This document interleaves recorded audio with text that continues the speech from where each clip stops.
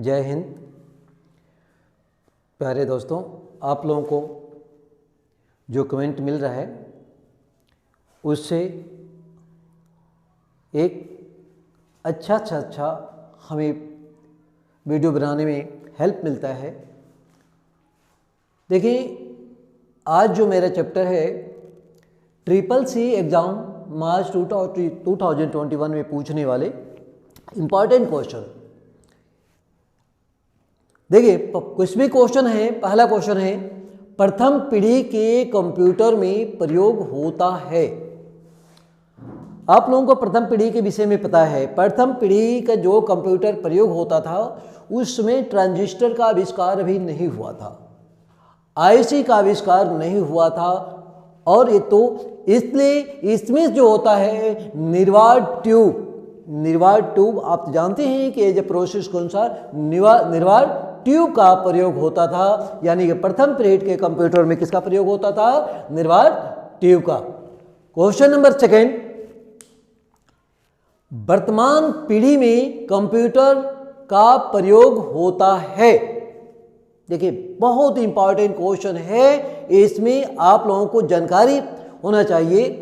बहुत लोग ये जानते हैं SSIC क्या होता है। SSIC क्या होता है ये आपको जानकारी होना चाहिए। देखिए, इसलिए इसका पूरा डिटेल में दिया हूं। स्मॉल स्केल इंटीग्रेशन सर्किट, इसका क्या होता है? Small scale integration circuit. अब ये बहुत पुराना हो चुका है, इसके ऊपर एक स्पेशल हमारा वीडियो होगा इसको बताने के लिए।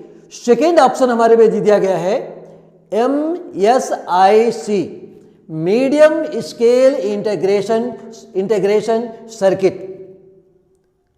अब देखेंगे, क्योंकि ये छोटे में इसको नहीं बता सकते हैं, क्योंकि अभी तो इसको सिर्फ आपको एक्सप्लेनेशन कर देता हूं, क्योंकि इसका एक अलग ही क्लास आपका होगा। अब देखेंगे, medium scale integration circuit. Next आपके पास आता है BCSIC। इसका पूरा नाम क्या होता है? Very large scale integration circuit. Very large scale integration circuit.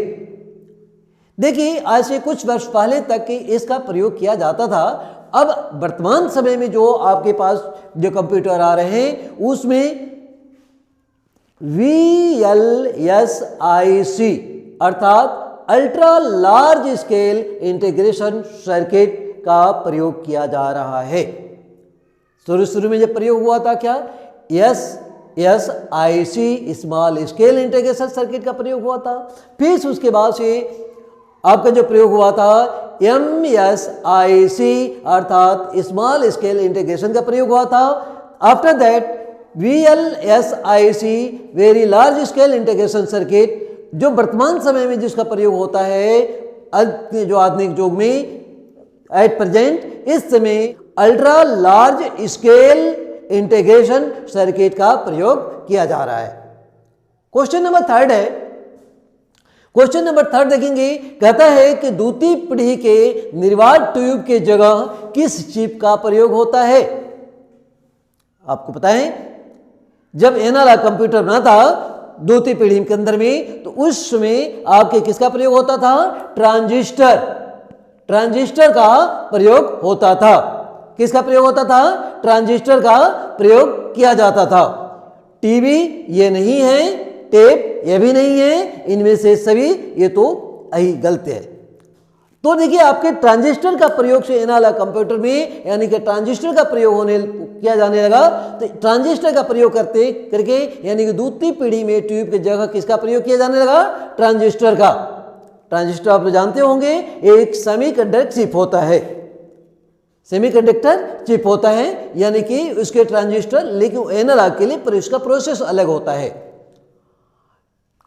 Question number 4, निर्देशों के समूह को कहते हैं। निर्देश यानी कि निर्देश या निर्देश के जो समूह होता है उसको हम क्या कहते हैं? प्रोग्राम।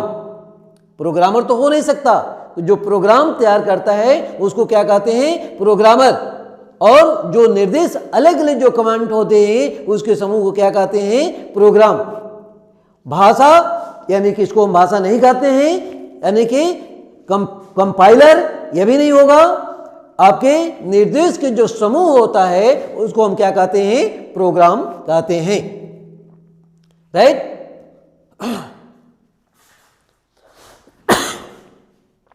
इसके बाद से आपके कहता है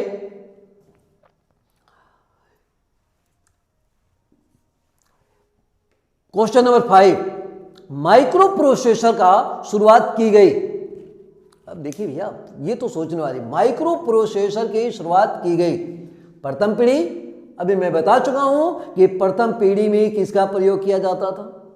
द्वितीय पीढ़ी, ये भी आप जानते हैं, द्वितीय पीढ़ी के अंदर में क्या होता था, यानी कि ट्रांजिस्टर का प्रयोग किया जाता था। तृतीय पीढ़ी में भी नहीं। क्या कहता है? माइक्रो प्रोसेसर का शुरुआत की गई। कब की गई? यानी कि प्रथम पीढ़ी, द्वितीय पीढ़ी, तृतीय पीढ़ी, चतुर्थ पीढ़ी। किस पीढ़ी में?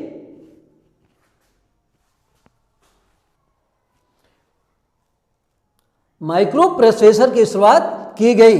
प्रथम पीढ़ी नहीं, मैंने पहले बता चुका हूं, प्रथम पीढ़ी में किसका प्रयोग होता था? निर्वात ट्यूब का प्रयोग किया जाता था। द्वितीय पीढ़ी में भी आपको जानकारी है कि ट्रांजिस्टर का प्रयोग होता था, और तृतीय पीढ़ी में भी माइक्रो प्रोसेसर का प्रयोग नहीं करते थे। हमारा माइक्रो प्रोसेसर का जो प्रयोग होने लगा वो कब हुआ? चतुर्थ पीढ़ी में। चतुर्थ पीढ़ी में हमारे किसका प्रयोग किया गया? माइक्रो प्रोसेसर का प्रयोग किया गया। क्वेश्चन नंबर नेक्स्ट है, अब देखेंगे क्वेश्चन नंबर 6। क्वेश्चन नंबर 6 कहता है सम फंक्शन कहां मिलेगा? जब आप स्क्रीन पर बैठेंगे तो इस प्रकार का आपके देगा सम फंक्शन कहां मिलेगा। देखिए, आपके माइंड में होता है, आंसर आपके माइंड में होता है, लेकिन ऑप्शन ऐसा दिया गया होता है कि हम कंफ्यूज हो जाते हैं।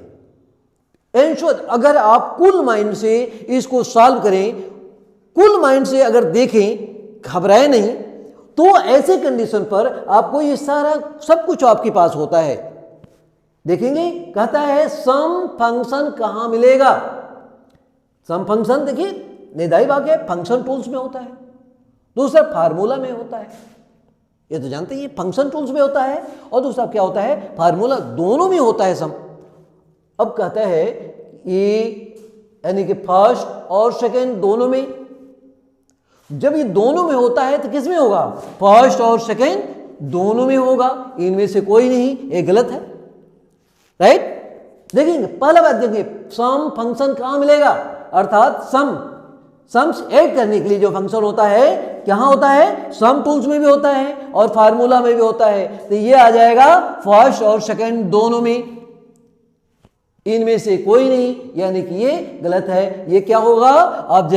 ऑप्शन नंबर 3 हमारा राइट होगा। क्वेश्चन नंबर 7 पर हम आते हैं। अब ये मैं आपसे जानना चाहूंगा कि मेमोरी कार्ड कैसा स्टोरेज है। मेमोरी कार्ड कैसा स्टोरेज है? बहुत लोगों का सवाल अलग अलग तरीके से होगा। देखिए, इसमें ऑप्शन दिया है volatile memory, non volatile memory, main memory, permanent memory. कौन से होगा? बहुत लोग कहते हैं अर्थात मेमोरी कार्ड कौन से होगा बताइए? Volatile memory. अब मैं यहां पर बता देता हूं वोलेटाइल मेमोरी जो क्या होता है। वोलेटाइल मेमोरी जो आपके पास होता है, वोलेटाइल मेमोरी होता क्या है? जब तक आपका सिस्टम ऑन रहता है, जब तक यानी कि सिस्टम ऑन रहेगा तब तक आप कोई भी काम करेंगे, और जैसे भी सिस्टम को ऑफ करने के बाद वो आपके मेमोरी से टोटल गायब हो जाता है, उसे हम कहते हैं वोलेटाइल मेमोरी। अब वोलेटाइल मेमोरी कौन सा होता है आप जान सकते हैं? वोलेटाइल मेमोरी, जैसे आप सिस्टम पर काम कर रहे हैं, आपने सिस्टम में काम कर रहे हैं, उसमें आपने कम से कम 40 पेज का कोई अपने क्या किया, टाइप किया, कोई भी डाटा आपने टाइप किया, आप टाइप कर लेते हो। अब लाइट है तब तक आप क्या कर देते हो, जहां कोई भी मिस्टेक हो जाकर के वहां पर सॉल्व चेंज कर सकते हो। लेकिन अगर सपोज कीजिए आप उसको सेव नहीं किए हो, सेव करने के बाद सेव नहीं किए हो, जब तक आप काम कर रहे हो तब तक वो किसी भी दे सकते हो, वो जहां भी सर्च करोगे, जहां भी चेंज करोगे वो चेंज कर सकता है। लेकिन अब सेव करने के बाद, अब उसके बाद से जैसे भी अब सेव करने के बाद तो आपका स्टोर हो जाता है। लेकिन अगर आपने जैसे टाइप कर रहे हो, टाइप करते वक्त अगर लाइट अचानक चली गई तो क्या होता है, आपने सेव नहीं किया है तो वो क्या हो गया, यानी कि वो जितना डाटा था, डाटा क्या हो गया, रिमूव हो गया, यानी डिलीट हो गया। इसे हम बोलते हैं वोलेटाइल मेमोरी। अब आता है नॉन वोलेटाइल मेमोरी। मेमोरी की जो पार्ट है non volatile memory. Non volatile memory क्या होता है, जब डाटा को स्टोर कर लेते हैं, जब डाटा को स्टोर कर लेते हैं तो वो क्या हो जाता है, नॉन वोलेटाइल मेमोरी हो जाता है, नॉन वोलेटाइल मेमोरी हो जाता है। तो देखिए जो मेमोरी कार्ड में जो डाटा क्या कहता है, मेमोरी कार्ड कैसा स्टोरेज है, अर्थात उसमें डाटा को स्टोरेज किया जाता है ना, तो जब उसमें डाटा को स्टोरेज करते हैं तो इसको हम क्या कहते हैं, नॉन वोलेटाइल मेमोरी। तो मेमोरी कार्ड कैसा स्टोरेज है, यानी कि वोलेटाइल मेमोरी कि non volatile memory, main memory, permanent memory. आपसे मैं बता चुका हूं कि मेमोरी कार्ड में जब आप डाटा को स्टोर करते हैं, जब भी चाहे देख सकते हैं, ऐसे कंडीशन में ऑप्शन नंबर सेकेंड क्या होगा, नॉन वोलेटाइल मेमोरी। कौन सा सही होगा, non volatile memory. Next question, question number 8, MMID में कितने डिजिट होता है। अब देखेंगे MMID होता क्या है, सबसे पहले सोचना जरूरी है MMID होता क्या है, इसका फुल फॉर्म क्या होता है। तो जब इसकी पूरा डिटेल आपको जानकारी होगा तो क्वेश्चन को सॉल्व करने में बड़ी आसानी होगा, तुक्का आप नहीं लगाएंगे। MMID, M अर्थात मोबाइल मनी आइडेंटिफायर डिजिट, क्या नाम होगा, मोबाइल मनी आइडेंटिफायर डिजिट। अब तो आपको पता चल गया होगा कि मोबाइल मनी आइडेंटिफायर डिजिट क्या होता है। जब मोबाइल मनी आइडेंटिफायर डिजिट कितने डिजिट का होता है, क्या आप जानते हैं, 4 डिजिट का होता है, नहीं 6 का, नहीं 8 का, 8 का होता है, नहीं कितने का होता है, 7 यस यू आर राइट। कितने डिजिट का होता है, 7 डिजिट का होता है। क्लियर, कितने डिजिट का होता है, 7 डिजिट का होता है। एक बार काम कीजिएगा, जो आप नोट्स तैयार कर रहे हैं, नोट्स बनाना मत भूलिएगा, क्योंकि नोट्स अगर बनाएंगे तो आपको बहुत लाभ होगा। तभी आप मुझे बता भी सकेंगे कि सर आपके बताए हुए क्वेश्चन में कितने % टच किया गया है, यानी तभी हमारे मतलब को समझेंगे। देखेंगे नेक्स्ट क्वेश्चन कहता है, क्वेश्चन नंबर 9, चार्ट को इंसर्ट करने के लिए किस ऑप्शन का प्रयोग होता है। चार्ट जानते ही होंगे चार्ट क्या होता है, तो चार्ट को इंसर्ट करने के लिए किस ऑप्शन का प्रयोग होता है, बताएं। Option number 1 chart wizard. देखिए यहां कंफ्यूजन कर रहा है, विजार्ड का प्रयोग तो करते हैं लेकिन चार्ट विजार्ड का प्रयोग कर देते हैं कि पाई विजार्ड का प्रयोग करते हैं। यहां ऑब्जेक्ट भी दिया हुआ है, तो आपके पास क्या होगा, क्लियर सी बात है, पहले ही दिया हुआ है फर्स्ट ऑप्शन चार्ट विजार्ड, क्योंकि चार्ट विजार्ड से ही आप इंसर्ट क्या करेंगे, चार्ट को इंसर्ट कर सकेंगे। ठीक है, क्योंकि पाई विजार्ड तो होगा नहीं, ऑब्जेक्ट भी नहीं होगा और शेप भी नहीं होगा, इसलिए इसमें किसका प्रयोग करेंगे, चार्ट विजार्ड का प्रयोग करेंगे। इसमें क्या होगा, फर्स्ट ऑप्शन नंबर 1। दूसरा चलें, सुपर यूजर क्या कर सकता है। सुपर यूजर क्या कर सकता है, यानी कि जो सुपर यूजर जो सर्वर होता है क्या कर सकता है, यूजर जो सर्वर यूजर होता है अर्थात यूजर सेटिंग चेंज कर सकता है या वह कंप्यूटर सेटिंग चेंज कर सकता है। क्वेश्चन से ऑप्शन नंबर 3 फर्स्ट और सेकंड दोनों, इनमें से कोई नहीं, कौन होगा?